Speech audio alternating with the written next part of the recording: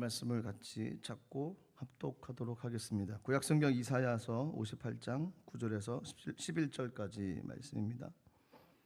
구약성경 이사야 58장 9절, 10절, 11절 말씀이 되겠습니다. 이사야 58장 9절에서 11절까지 말씀, 우리 한 목소리로 하나님의 말씀 합독하도록 하겠습니다. 시작. 내가 부를 때에는 나 야훼가 응답하겠고 내가 부르짖을 때에는 내가 여기 있다 하리라.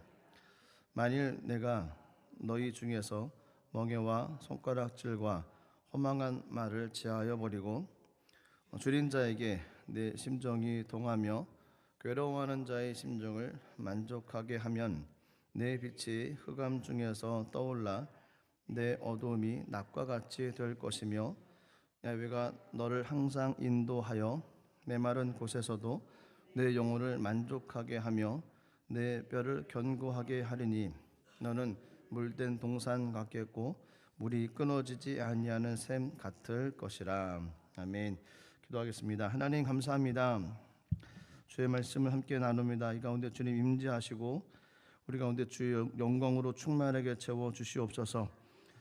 우리 심령이 들 말씀을 통해서 하나님이 뭐라 말씀하시는지를 듣게 하시고 그 말씀에 귀를 기울이며 말씀 따라 나갈 때 하나님 우리에게 약속하시고 기록하셨던 하나님의 놀라운 은혜가 넘쳐날 수 있도록 성령 하나님 인도하여 주시옵소서. 주님께 모든 걸 의지하며 예수님의 이름으로 기도드리옵나이다. 아멘. 이사야 58장 9절 11절까지 말씀을 중심으로 물된 동산의 조건은 순종입니다 라는 제목으로 같이 말씀 나누도록 하겠습니다. 동물의 왕국을 보셨나요? 네, 죄송합니다. 여기는 동물의 왕국이 안 나오더라고요. 예전에 한국에 있을 때 동물의 왕국을 좋아하시는, 유독 좋아하시는 부모님들이 많이 계셨습니다. 저희 집에도 그런 분이 계셨고 다른 집에도 분명히 계시더라고요. 동물의 왕국을 보면은 재밌지 않습니까? 이렇게 사자들 뿐만 아니라 동물들이 살아가는 그 모습을 보면 좋기도 하고 재밌기도 하고 때로는 가슴이 아프기도 하고 아련히 이렇게 아련한 마음도 들기도 하고. 그래 동물의 왕국을 보다 보면 이제 갑자기 그 당시는 그 땅들은 뭐 비가 풍성하게 내리는 땅은 아니지 않습니까? 그러다 보니까 땅이 쩍쩍쩍쩍 갈라지는 그런 모습을 볼 때가 있습니다. 이 땅이 갈라진 그 메마른 땅을 보면 좀 마음이 아프기도 합니다. 저 땅에 물이 좀 많이 내렸으면 좋겠는데 한반도에 오는 태풍이 그쪽으로 가면 좀 어떨까? 뭐 이런 생각도 가끔 해봤습니다. 요즘 태풍 때문에 난리지 않습니까? 유럽도 영향이 있는 것 같습니다. 지난주까지도 아마 이렇게 기온이 낮고 비가 자주 왔던 것이 저 북쪽 쪽에 있는 그 태풍의 영향으로 아마 이렇게 날씨가 좋지 않았던 것 같은데 이제 여름이 온답니다. 여름이 온다니까 더위에 조심하셨으면 합니다. 땅에 갈라진 것을 보면 그 땅에 비가 내리면 참 좋겠다라는 생각이 되게 많이 듭니다. 그래서 갈라진 땅이 아니라 물이 풍성함으로 말미암아 촉촉한 땅, 또 생기가 넘치는 땅, 그 땅이 오늘 본문에서 얘기하는 어떤 물된 동산에 가는 모습이 아닐까요? 탈레스라고 하는 그리스 철학자가 만물의 근원을 물이라고 얘기를 했답니다. 만물이 살아가는 데 있어서 중요한 것이 물이기 때문이었답니다. 동산에서 식물과 동물이 살아가기 위해서는 물이 필요합니다. 농사를 짓기 위해서도 풍부한 물이 필요합니다. 또 많은 과학자들이 지구 외의 행성을 연구하지 않지 않습니까? 그곳에 생명체가 있느냐 없느냐 이것을 따져보기 위해서 가장 먼저 확인하는 것이 물의 흔적이 있냐 없냐라는 겁니다.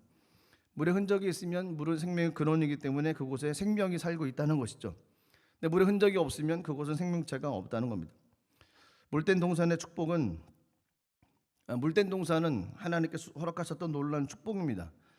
물된 동산이라고 하는 것은 외부에서 물이 들어가는 것이고 또 끓이지 않는 샘물, 솟아오르는 샘물이 있다는 겁니다. 위에서 바깥에서 채워지고 속에서는 솟아오르고 얼마나 좋습니까? 저 여러분들의 삶이 물된 동산 같은 물이 끊이지 않는 그런 삶의 삶이 되기를 소망합니다. 그래서 간단한 것이죠. 위에 바깥에서 불어오는 물이 있으면 됩니다. 성령의 물이 차오르면 되는 거죠. 하나님 주신 은혜를 받아 누리면 풍성해질 수 있습니다. 그렇게 되어지면 당연히 속에서도 끓어오르는 생물이 있겠죠. 물대농사는 너무너무 간단한 삶입니다. 하나님의 은혜가 부어지고 내 속에서 은혜가 솟아오르고 끝입니다. 이것이 물대농사의 전부입니다. 뭐 더도 덜도 없습니다. 부어주시고 솟아오르고. 근데 부어주시는 것을 차단하면 안 되죠. 저희 환경과 기분과 상황과 어떤 조건 때문에 하나님은 늘 부어주시는 분이시거든요. 어떤 삶에서도 늘 부어주십니다. 저희 가정 속에서도 부어주셨습니다. 모든 사람들께도 부어주시는 분이 하나님이십니다. 하나님의 주특기는 부어주시는 겁니다. 근데 그분이 부어주시면 희한하게 솟아오릅니다. 근데 부어주신 것을 차단하면 솟아오르지가 않습니다. 메마른 땅처럼 쩍쩍 걸라지기 시작하는 거죠. 그러면 눈에 보이는 게 다가 되고 손에 잡히는 게 전부가 됩니다. 와, 내 삶은 왜 이럴까? 하나님은 계시지 않는다. 이렇게 얘기할 수 있습니다. 근데 그분을 만나면 그 차단하는 것을 거치고 하나님 부어주시는 것을 경험하면 이제 신비의 세계로 들어갈 수 있습니다. 와, 이런 동물 한국에 시작되는 것처럼 신비의 세계입니다. 정말 놀라운 세계가 펼쳐지기 시작합니다. 솟아오르는 그 샘물, 끊이지 않게 솟아오르는. 그래서 저희들의 삶이 물된 동산처럼 풍성함의 날마다 유지될 수 있는 그런 은혜가 실현될 수 있습니다. 그런 삶이 어디에 나타나 있냐? 이 성경에 있다는 겁니다. 하나님을 만나는 것이 우선이고, 그러면 솟아오르게 되어 있습니다. 하나님을 뜨겁게 만나면 만날수록 끊임없이 솟아오릅니다. 물된 동산 같은 삶은 어떤 삶일까요? 성경에서 몇 가지로 얘기하시는데 11절 말씀 보시면 이렇게 성경에 기록되어 있습니다. 야훼가 너를 항상 인도하여 메마른 곳에서도 내 영혼을 만족하게 하며 내 뼈를 건고하게 하리니 너는 물된 동산 같겠고 물이 끊어지지 않는 삶 같을 것이라. 하나님이 너를 항상 인도하여 라고 시작합니다. 하나님이 우리를 인도하면 그 삶이 물된 동산의 삶이라는 겁니다. 물은 스스로 존재할 수 없습니다. 하나님이 물을 내려주셔야지만이 그 동산이 물된 동산처럼 샘물이 끊어지지 않는 것처럼 그렇게 될 수 있습니다. 우리 인생 바로 그렇다는 것입니다. 하나님이 인도해 주셔야지만이 최상의 삶을 살아갈 수 있는 그 길을 따라갈 수 있습니다. 왜냐하면 풍성한 삶의 근원은 하나님이시죠. 모든 것을 지으시고 만드신 분이 하나님이십니다. 주권이 하나님께 있기 때문에 그렇습니다. 아무리 인간이 애쓰고 노력하고 힘쓰고 한다 할지라도 하나님이 허락해 주시지 않으면 되지 않지 않습니까? 어찌 자연을 거부할 수 있겠습니까, 사람이? 그 자연을 움직이시는 분은 하나님이신데, 그래서 하나님의 근원이시라는 겁니다. 샘물 같은 하나님께 은혜를 받고 하나님의 인도를 받아야지만이 풍성함을 누릴 수가 있습니다. 넉넉함을 가지고 삶을 살아갈 수 있습니다. 메마른 나무가 아니라 무성한 나무가 될 수 있다는 겁니다. 많은 과실을 맺으며 삶을 살아갈 수 있다는 겁니다. 하나님의 인도를 받되 일시적인 인도, 한순간의 인도가 아니라 늘 인도하시는, 항상 인도하시는 그 하나님의 손길을 붙잡고 삶을 살아가야만 됩니다. 하나님께서 인도하신다는 것은 좋은 때만 인도하신다는 것이 아니죠. 항상 인도하는 겁니다. 저희가 늪에 빠졌을 때도 주님이 인도하시는 손을 붙잡으면 일어날 수 있다는 것입니다. 골짜기를 간다 할지라도 주님께서 이끌어 주시면 그 골짜기 가운데서 아우토반을 달릴 수가 있게 된다는 것입니다. 힘들고 어려운 삶에서도 주님의 인도하심을 받으면 길이 보인다는 겁니다. 사람은 보이지 않지만 하나님은 열어주시는 분이십니다. 그래서 저희들이 살 수 있는 것이고 또 하나님께로 나갈 수 있는 것입니다. 이스라엘 백성들의 삶을 보십시오. 성경에 늘 부러웠던 구절 중에 하나가 이거였습니다. 구름기둥과 불기둥이었습니다. 구름기둥과 불기둥으로 하나님께서 그들을 인도해 주셨습니다. 약속의 땅까지 그들을 이끌어 주셨습니다. 중간중간에 먹을 것이 없었습니다. 원망과 불평을 했습니다. 그랬더니 채워주셨습니다. 만나와 메추기로 먹여주셨습니다. 먹고 사는 거 걱정이 없이 인도해 주셨습니다. 그리고 갈 길을 인도해 주셨습니다. 요셉이라는 사람은 얼마나 억울했습니까? 저희가 아는 것처럼 참 비극적인 삶을 살았던 것이 요셉이었습니다. 형들의 미움, 부모님의 사랑도 받지 못하고 요즘 시대에 일어날 법했던 일들이 그 당시에 있었다는 겁니다. 하지만 그 마음 가운데는 하나님의 인도하심이 분명히 있었습니다. 그래서 그리스도인들이 좋아하는 인물 중에 한 인물이 요셉입니다. 그래서 이름을 요셉이라고 많이 짓습니다. 조셉. 왜냐하면 그가 국무총리가 됐기 때문에 그랬죠. 국무총리만 바라보고 요셉이라는 이름을 바라보고 나가는, 어전 하나님께서 잘 이끌으셨던 그 삶을 보고서 내 삶도, 내 아들 자녀들의 삶도 그랬으면 좋겠다는 마음으로 요셉이라는 이름을 많이 짓기도 합니다. 하나님의 인도를 받았다는 것이죠. 하나님은 어떤 분이십니까? 하나님은 굉장히 좋으신 분이십니다. 요한복음 10장 10절 말씀 보시면 이렇게 되어 있습니다. 도둑이 오는 것은 도둑질하고 죽이고 멸망시키는 것뿐이요 내가 온 것은 양으로 생명을 얻게 하고 더 풍성히 얻게 하려는 것이라. 하나님은 좋으신 분이십니다. 풍성히 주시고 좋은 것 주시고 잘 이끌어 주시고, 저희만 잘하면 됩니다. 저희만 낙심하지 않고 주님 잘 붙잡고 나가고 하나님의 뜻 잘 쫓아나가면 하나님은 저희를 물된 동산처럼 여기시고 잘 이끌어 주시는 분이시라는 겁니다. 제가 늘 고백드린 것처럼 제 인생 가운데서도 늘 불안해졌습니다. 어디로 갈지 알지 못하는 인생의 불안함, 자신감 없는 어떤 개인적인 모습, 내성적이고 소극적인 사람, 낮은 자존감으로 힘들었던 그 모습 가운데 성경을 읽다 보니까 성경에 눈에 들어오는 단어는 한 단어였습니다. 인도하실 것이다라는 것입니다. 그래서 볼 때마다 자꾸 그 단어가 들어오는 겁니다. 그래서 또 고백을 하기 시작했죠. 하나님, 저도 제 삶도 인도해 주십시오. 제 삶도 인도해 주십시오. 그리고 말씀 붙잡고 나가기 시작하다가 보니까 여기까지 왔습니다. 물론 지금도 고백하고 기도합니다. 하나님, 제 삶을 인도해 주십시오. 어디로 갈지 알지 못하는 삶, 한치 앞에도 모르는 삶, 어떻게 될지 모르지만 하나님 인도해 주십시오라고 고백하며, 피곤할 때도 있고 힘들 때도 있지만 늘 묵상을 하려고, 큐티를 하려고 말씀을 피고 말씀을 대합니다. 물론 같이 함께 하시는 분들이 있기 때문에 용기를 얻을 수 있습니다. 왜냐하면 이분들도 했는데 나라고 못할 수 있나, 그리고 늦은 밤이라도 하고서 자는 때가 많이 있고요. 말씀을 대하는 겁니다. 하루하루. 그리고 그날 내 삶을 인도하신 하나님의 말씀이 무엇인가 바라보는 겁니다. 힘이 되고 용기가 많이 됩니다. 뿌듯하고 감사할 때가 되게 많습니다. 그래서 물된 동산은 하나님께서 인도하시는 삶입니다. 두 번째로 물된 동산은 어떤 삶이냐면 영육간의 만족을 누리는 삶이라는 겁니다. 좀 전에 11절 말씀을 읽었죠. 하나님께서 인도해 주신다는 겁니다. 근데 11절 말씀 가운데 보면 하나님이 인도해 주시는데 그로 인해서 일어난 어떤 결과들이 성경에 두 군데가 되어 있는데, 첫 번째 말씀이 이렇게 되어 있습니다. 메마른 곳에서도 내 영혼을 만족해 한다는 겁니다.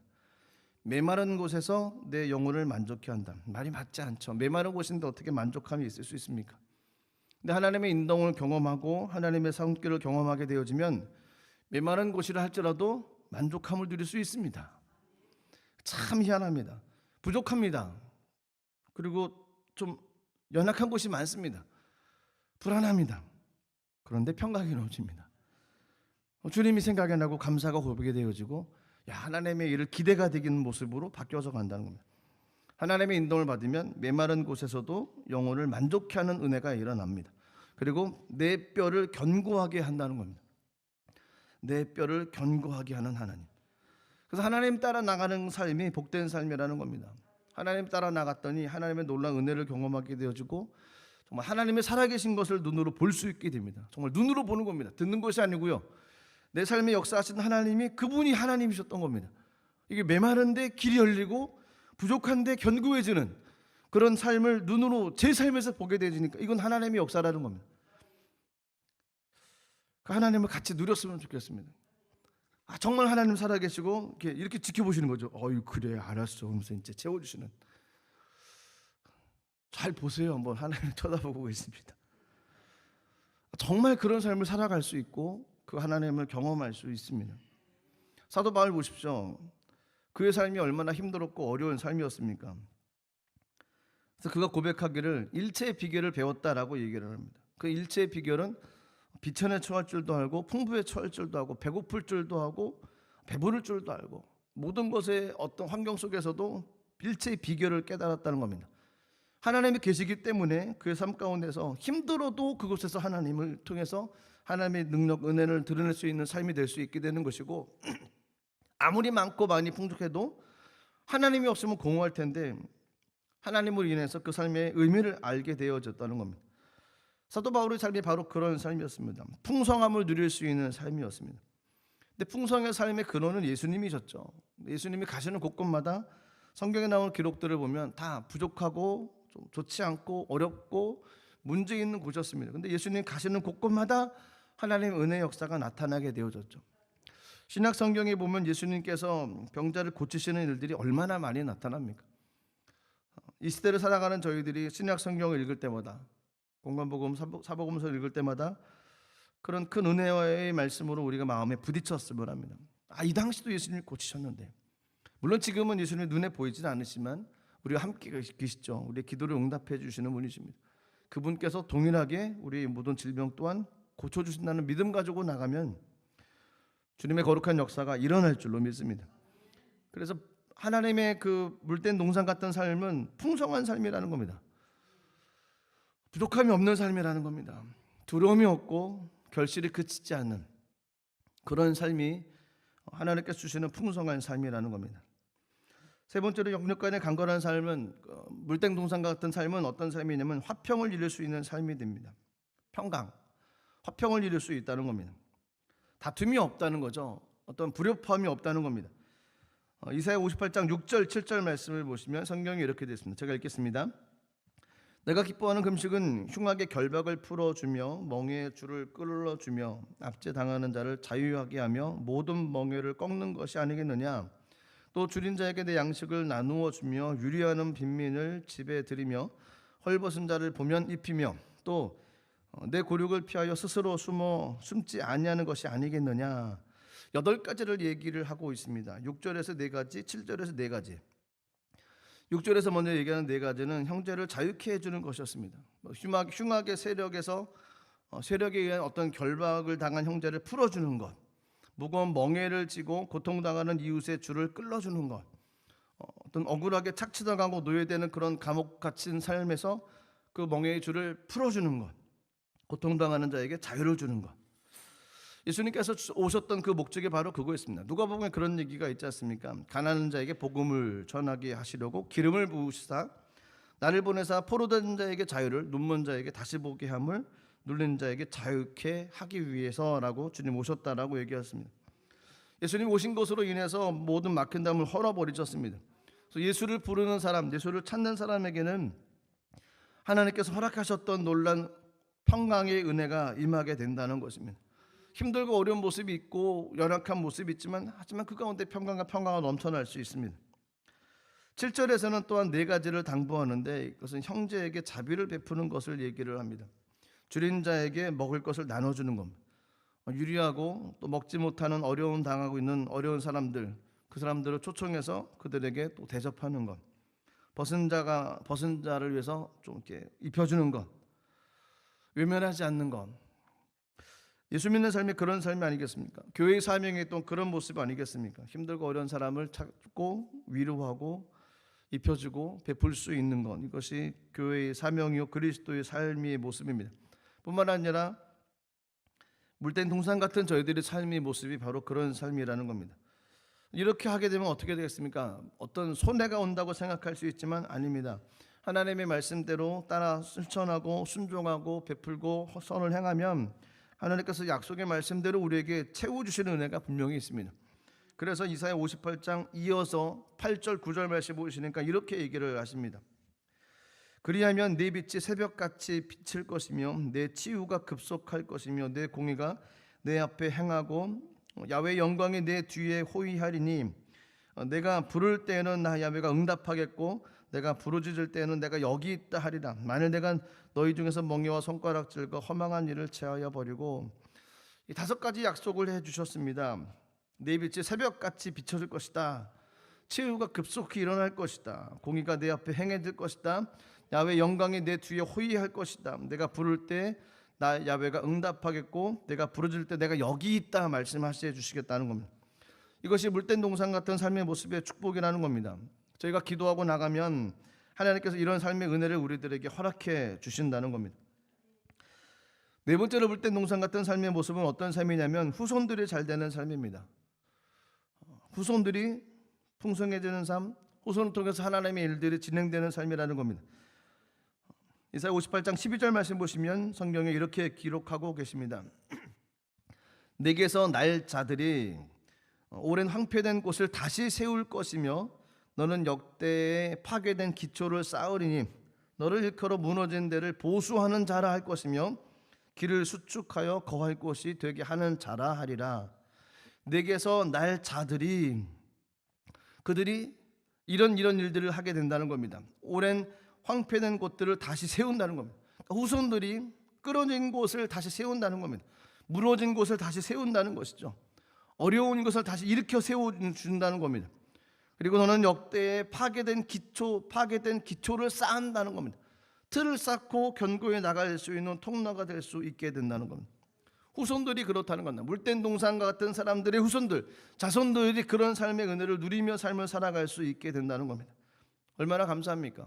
가정을 세우고 교회를 세우고 나라를 세울 수 있는 그런 한 사람이 될 수 있다는 겁니다. 그래서 성경에서는 무너진 데를 보수하는 자라, 그들이 이름이 그렇다는 겁니다. 무너진 데를 보수하는 자, 그리고 그를 수축하여 거할 곳이 되게 하는 자, 그 사명을 후손들이 하게 되어진다는 겁니다. 부럽지 않습니까? 이런 삶이 되기 위해서 저희들이 물된 동산 같은 삶을 살아가야 됩니다. 아까도 말씀드렸던 것처럼 물된 동산은 간단합니다. 부어주시고 솟아오르면 됩니다.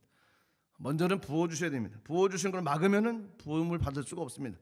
열어들어야 됩니다. 하나님의 은혜를 구하고 하나님을 만나야만 됩니다. 그래서 하나님 만나주시면 풍성함으로 채워지고 솟아오르는 은혜가 분명히 있습니다. 그러면 그곳은 물된 동산 같은 은혜가 임할 수 있다는 겁니다. 다섯 번째로 물된 동산 같은 삶의 특징은, 축복은 어떤 축복이냐면요, 대물 관계에 있어서 업적을 남기는 삶이 될 수 있다는 겁니다. 12절 말씀입니다. 아까 읽었던 말씀이죠. 다시 한번 읽겠습니다. 내게서 날 자들이 오래 황폐된 곳을 다시 세울 것이며 너는 역대 파괴된 기초를 쌓으려니 너를 걸어 무너진 데를 보수하는 자일 것이며 길을 수축하여 거할 것이 되게 하는 자라 하리라. 건물을 세우고 다시 어떤 모습 가운데로 나갈 수 있는 통로로 만들어 주신다는 것입니다. 그로 인해서 후손들 자손들이 하나님의 은혜를 경험하며 하나님이 하신 대로 눈으로 보며 삶을 살아갈 수 있게 되는 것이죠. 그렇습니다. 그래서 결론은 그겁니다. 물된 동산 같은 삶이 되어야 된다는 겁니다. 물된 동산 같은 존재가 저희들이 되어져야 됩니다. 날마다 샘이 솟아오르고 끓이지 않는 샘이 우리 마음속에서 솟아오르는 삶이 되어져 가야만 됩니다. 마르지 않는 샘, 물이 끊임없이 솟아오르는 샘, 그런 샘이 저희 삶이 되어져 가야만 됩니다. 이것이 하나님께서 원하시는 삶입니다. 그런데 그런 삶을 살아가기 위해서 해야 될 것이 한 가지가 있습니다. 오늘 9절 중간부터 10절까지 말씀 보시면 기록된 말씀이 한 가지가 있습니다. 이런 말씀입니다. 만일 내가 너희 중에서 멍에와 손가락질과 허망한 말을 제하여 버리고 줄인 자에게 내 심정이 동하며 괴로워하는 자의 심정을 만족하게 하면, 조건들이죠. 이렇게 하면이라는 겁니다. 버릴 것이 있고 취할 것이 있다는 겁니다. 버릴 것은 먼저 뭐라고 얘기했으면 멍에를 버리라는 겁니다. 너희 중에 멍에와 손가락질과 허망한 말을 버리라는 겁니다. 이걸 버려야지만이 물된 동산이 될 수 있습니다. 멍에가 뭐겠습니까? 나를 묶고 있는 것입니다. 묶고 있으면 하나님의 은혜가 부어지지를 않죠. 풀어야만 합니다. 손가락질 당하는 것, 믿음의 사람으로서의 삶을 온전히 살아가야 되죠. 허망한 말, 좋지 않는 말들은 하지 말아야 됩니다. 분열시키는 말 하지 말아야 됩니다. 거짓말 당연히 하지 말아야 되죠. 독일에 와서 많이 들었던 얘기가 거짓말을 싫어하는 민족이 독일 민족 같더라고요.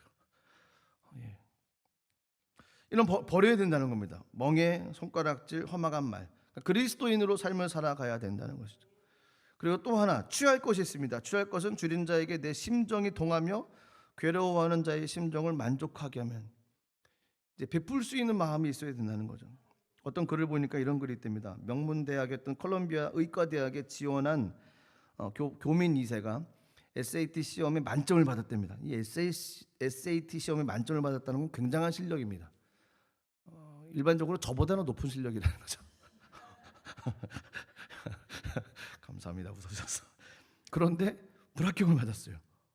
그래서 깜짝 놀란 겁니다. 그래서 이 사람이 와서 내가 왜 불합격입니까? 나 만점 받았는데. 그랬더니 하는 이야기가, 당신은 헌혈을 한 번도 해본 적이 없답니다. 기록 가운데 헌혈했다는 기록이 없는 거예요. 그러니까 이제 눈에 봤던 것이 판독반이 보다가, 심사관이 보다가 헌혈도 안 했네라는 생각이 들었던 거죠. 기록이 없으니까. 왜 그러냐면 의과대게 지원을 했는데 희생하는 마음, 또 환자를 베풀 수 있는 어떤 그 심정들, 위로하는 마음, 그 마음이 동하는 그런 마음이 없다는 거라고 판단을 한 겁니다. 비록 SAT는 만점을 받았지만, 저보다는 좀 좋은 성적을 얻었지만 따뜻한 마음이 없다는 겁니다. 그래서 보기에 머리는 좋은데 환자를 사랑하는 마음이 좀 없다라고 판단하고 불합격을 했다는 글을 봤습니다. 좀 마음이 아팠습니다. 참 줄인 자를 동정해 줄 수 있는 마음을 가진 마음은 복된 마음입니다. 힘들고 어려운 사람들 보면은 눈물부터 나오시는 분들이 있어요. 그 사람들이 힘들고 아픈 것을 보면 참지 못하시는 분들이 있습니다. 어쭈요? 파리가 저를 공격하고 있습니다. 그럼 저 놀라셨죠? 저도 놀랐습니다. 옛날에 MBC에서 이렇게 방송하고 있는데 아나운서가 갑자기 누가 뒤에 와가지고 내 귀에 도청장치가 되어 있습니다. 그러고 나갔거든요. 갑자기 제 귀에 도청장치가 되어 있는지 썰렁하시군요. 긍휼을 베풀 수 있는 마음을 가졌다는 것은 하나님께서 주셨던 정말 큰 축복이라는 겁니다. 그래서 버릴 것 있고 취할 것이 있는데 취할 것이 그런 겁니다. 줄인 자를 베풀 수 있는 마음, 교회라는 심령들을 보면 그냥 잊지 못하는 마음, 위로해주고 싶은 마음. 물된 동산 같은 삶이 되기 위해서는 이것을 하라는 겁니다. 멍에를 버리고 손가락질을 버리고 허망한 말을 버리라는 겁니다. 그리고 줄인 자에게 내 심정을 동하며 괴로운 자의 마음의 심정을 만족하게 할 수 있는 그 따뜻한 마음, 그 마음 가지고 삶을 살아가면 물된 동산이 될 수 있다는 겁니다. 즉 물된 동산의 삶을 살아가기 위해서는 이런 하나님의 말씀을 지켜 행하기만 하면 되는 겁니다. 결국 그 이야기는 다른 말로 표현하면 하나님의 말씀에 대한 순종이 있어야 된다는 거죠. 하나님의 말씀에 순종을 하며 삶을 살아가면 물된 동산 같은 하나님의 축복을 누릴 수 있게 된다는 겁니다. 그런데 유대인들은 그런 삶을 살아가지 못했죠. 오늘 기록된 이사야 58장 2절 말씀 보시면 이렇게 되어 있습니다. 그들이 날마다 나를 찾아 나의 길 알기를 즐거워함이 마치 공의를 향하며 그 하나님의 규례를 저버리지 아니하는 나라 같아서 의로운 판단을 내게 구하며 하나님과 가까이 하기를 즐거워하는도다. 날마다 하나님을 찾았다는 겁니다. 하나님 알기를 즐거워했다는 겁니다. 공의를 행하고 하나님의 규례를 잘 지켜 나갔다는 겁니다. 의로운 판단을 구하고 하나님 가까이 나가는 굉장히 즐겁고 행복하게 하고 좋아했다는 겁니다. 그래서 3절 말씀 보시면 그들이 했던 모습이 3절입니다.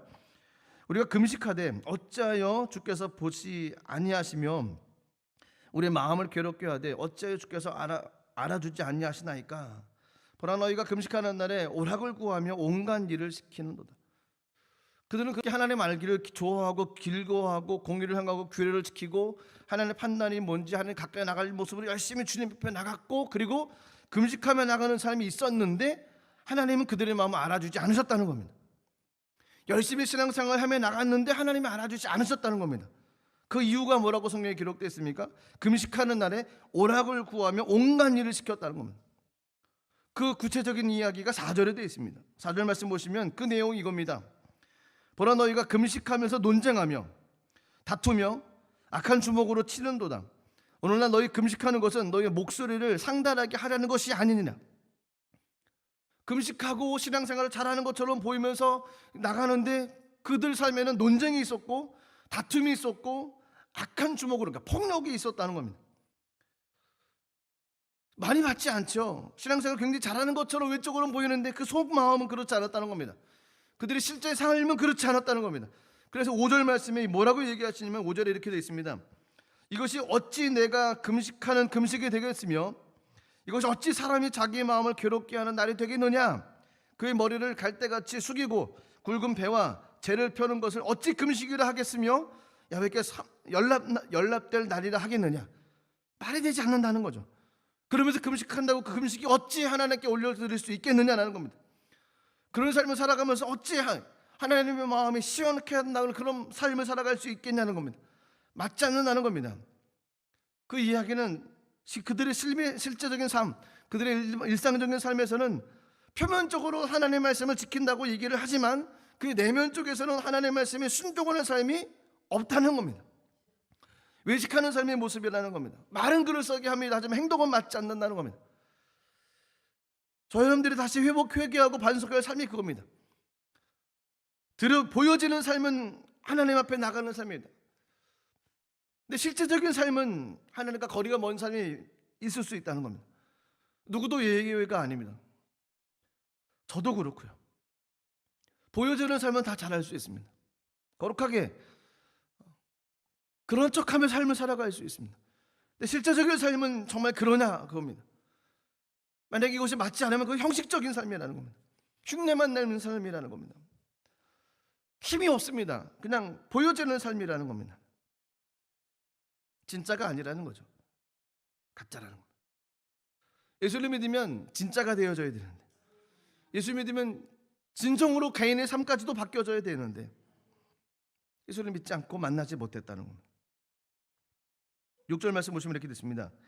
내가 기뻐하는 금식은 흉악의 걸벽을 풀어주며 멍에의 줄을 끌어주며 압제당한 자를 자유케 하며 모든 멍에를 꺾는 것이 아니냐.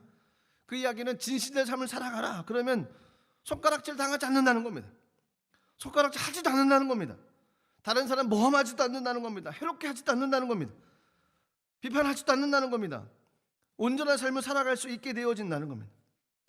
그래서 하나님께서 원하셨던 물된 농사 같은 삶을 살아가고 삶이 끊이지 않고 솟아오르는 삶을 살아갈 수 있는 방법은 하나님의 말씀에 순종하는 것이라는 겁니다. 작은 것부터 순종하며 나가는 겁니다. 그 말씀을 지키며 나가는 겁니다. 이해가 되지 않지만 지키며 나가는 겁니다. 순종은 힘입니다. 순종은 생명입니다.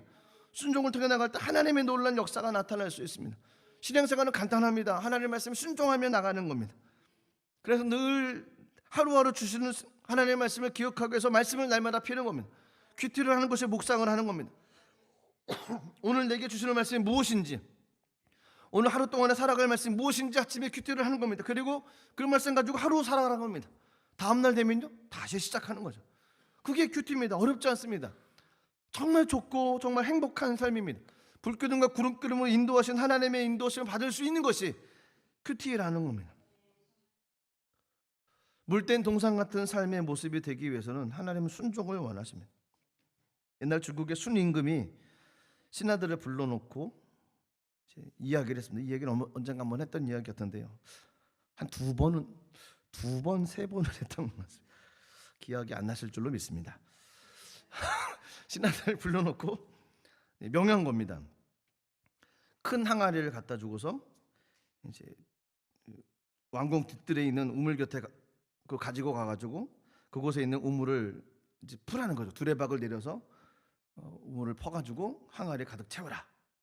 근데 알고 봤더니 그 항아리는 가운데 구멍이 나 있습니다.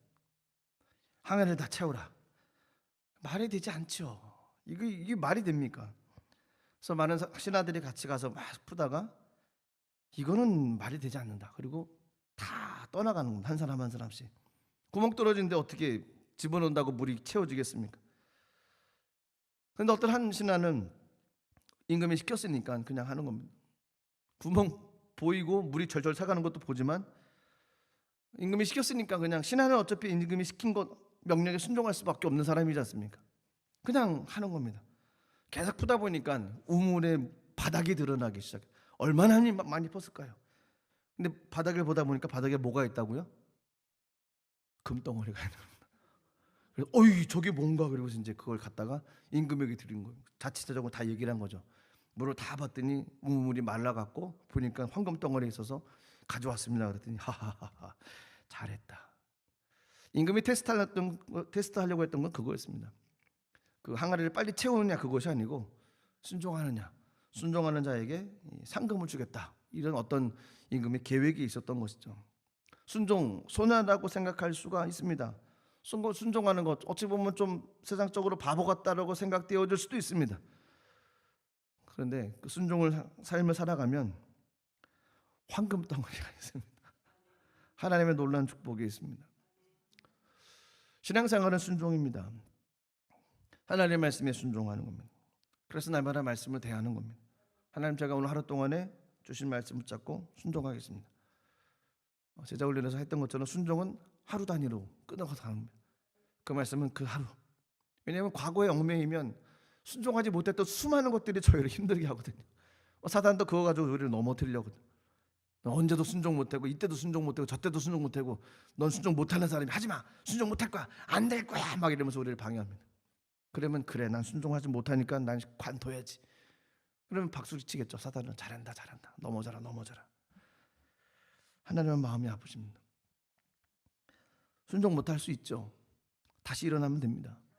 다시 말씀 피고 주님 앞에 나가면 됩니다. 그리고 하나님께 주셨던 말씀 붙잡고 나가면 저희 삶은 놀랍게 변화되는 역사가 나타날 것입니다. 물된 동산과 같은 삶을 살아가는 건 그것은 순종입니다. 기록된 말씀 가운데 보면 주님께서 험한 말을 버리라고 그랬습니다. 좋지 못한 것을 버려야 합니다.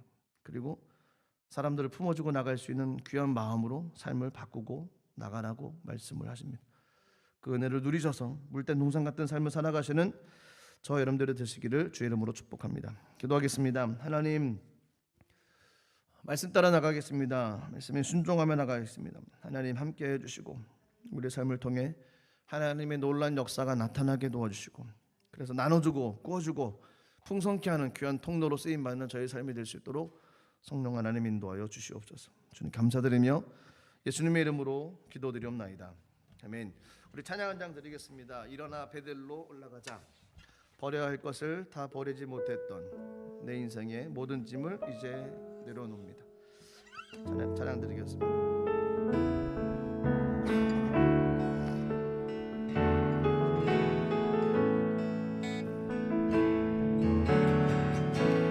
버려야 할 것을 다 버리지 못했던 내 인생의 모든 짐을 이제 내려놓습니다. 짊어져야 할 은혜, 그 사명의 십자가 온전한 그 은혜로 이제 살려 하오. 다시 한번 고백합니다. 버려야 할 것을 다 버리지 못했던 내 인생의 모든 짐을 이제 내려놓습니다. 짊어져야 할 은혜, 그 사명의 십자가 온전한 그 은혜로 이제 살려 합니다. 베델로 올라가자.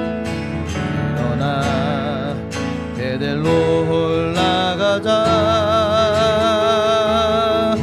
하나님의 자녀로 살아갈 그곳. 일어나 베델로 올라가자.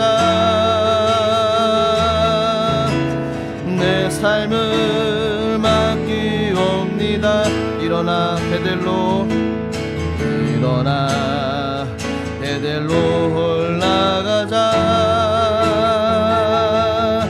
하나님의 자녀로 살아갈 그곳. 일어나 베델로 올라가자. 내 삶을 맡기옵니다. 우리 같이 한번 기도하겠습니다.